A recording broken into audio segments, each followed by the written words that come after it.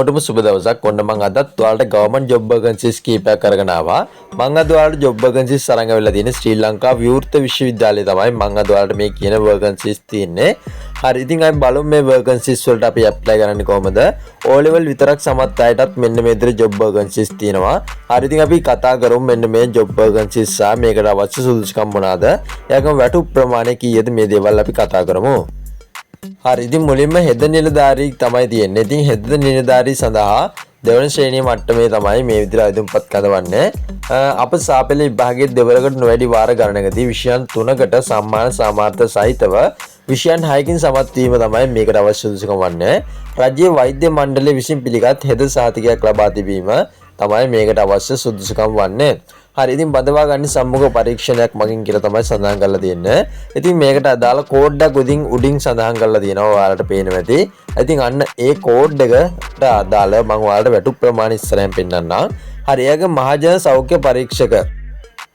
හරි, ඉතින් මහජන සෞඛ්‍ය පරීක්ෂක තුන්වෙනි ශ්‍රේණිය සඳහා තමයි මේ විදිහට අයදුම්පත් කරවන්නේ. සෞඛ්‍ය දෙපාර්තමේන්තුව විසින් පවත්වනු ලබන මහජන සෞඛ්‍ය පරීක්ෂක විභාගයේ සමත් වී තිබීම තමයි මේකට අවශ්‍ය සුදුසුකම් වන්නේ.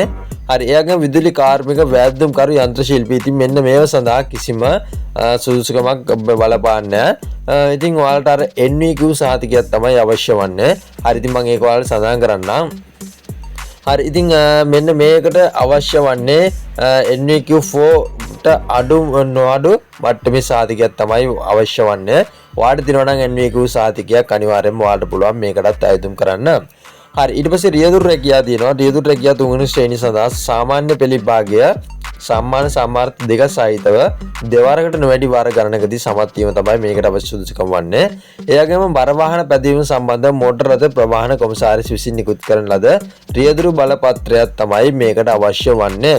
හරි, ඉතින් බර වාහන රියදුරු සඳහා තමයි මේ විදිහට ජොබ් වැකන්සිස් තියෙනවා. ඔයාලට කැමති නම් ඇප්ලයි කරන්න හැකියාව තියෙනවා.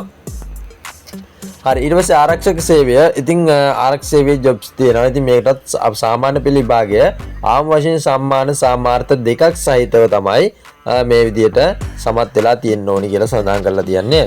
හරි, ඉතින් බඳවා ගැනීම වෘත්තීය පරීක්ෂණයක් හෝ සම්මුඛ පරීක්ෂණයක් මගින් කියලා සඳහන් කරලා තියෙනවා. ඉතින් මෙතනට අවුරුදු 18ත් 45ත් අතර අයට තමයි ආයුධම් ගන්න පුළුවන් වෙන්නේ. හරි, ඒ වගේම කළමනාකරණ සහකාර පොත් ලැබීම සහ ගබඩා පාලක කියන තනතුරු සඳහාත් මෙන්න විදිහට ජොබ් වැකන්සිස් තියෙනවා. ඉතින් මේකට අවශ්‍ය සුදුසුකම තමයි සඳහන් කරලා තියෙන්නේ. මේ විදිහට සාමාන්‍ය පෙළ විභාගයේ සමත් වීම සහ උසස් පෙළ විභාගය සමත් වීම තමයි ඔයාලට මේකට අවශ්‍ය සුදුසුකම් වන්නේ. ඉතින් මේකට ලිඛිත පරීක්ෂණයක් මගින් තමයි බඳවා ගන්නවා කියලා සඳහන් කරලා තියෙන්නේ. හරි, ඉතින් මෙතනදී සාමාන්‍ය පෙළ විභාගය එක් වර්ගයේදී සියලු විෂයන් සමත් වී තිබීම සහ මෙන්න මෙතනදී සඳහන් කරලා තියෙනවා A level විභාගයේ සමත් වී තිබීම තමයි මේකෙන් අපිට ලබා දීලා තියෙන මෙන්න මේ ජොබ් වැකන්සිස් එකට අදාළ සුදුසුකම් වන්නේ. හරි, ඉතින් දැන් මම වැටුප් ප්‍රමාණය ගැන කතා කරන්නම්. මෙන්න මේ කියපු ජොබ් වැකන්සිස් එකට අර මම කිව්ව කෝඩ් එකට ඉස්සරහින් තියෙනවා වැටුප් ප්‍රමාණය රුපියල් 92000 සිට රුපියල් 49000 දක්වා මෙතනදී ජොබ් එකට අදාළ මුදල් ප්‍රමාණය කියන්නේ වැටුප් ප්‍රමාණය සඳහන් කරලා තියෙනවා. හරි, ඉතින් මෙන්න මේ විදිහට තමයි අදත් මේ වීඩියෝ එක අරගෙන ආවේ. මේකට අවශ්‍ය ඇප්ලිකේෂන් එක සහ ඇඩ්වර්ටයිස්මන්ට් එක මම අපේ ටෙලිග්‍රෑම් channel එකේ සඳහන් කරලා තියන්නම් මම ලිපිනයත් එක්කම. ඉතින් ඔයාලට පුළුවන් ඒක ඩවුන්ලෝඩ් කරලා පහසුවෙන්ම ඇප්ලයි කරන්න. හරි, ඉතින් මම මේ වීඩියෝ එක මේ විදිහට ඉවර කරන්නම්. මේ වගේ තවත් වීඩියෝ දාන්න මන්න අනිවාර්යයෙන්ම channel එක subscribe කරලා තියාගන්න. හරි, ඉතින් තවත් අලුත් වීඩියෝ එකකින් අපි ආයෙත් හම්බෙමු. ඔයාලට සුබ දවසක්.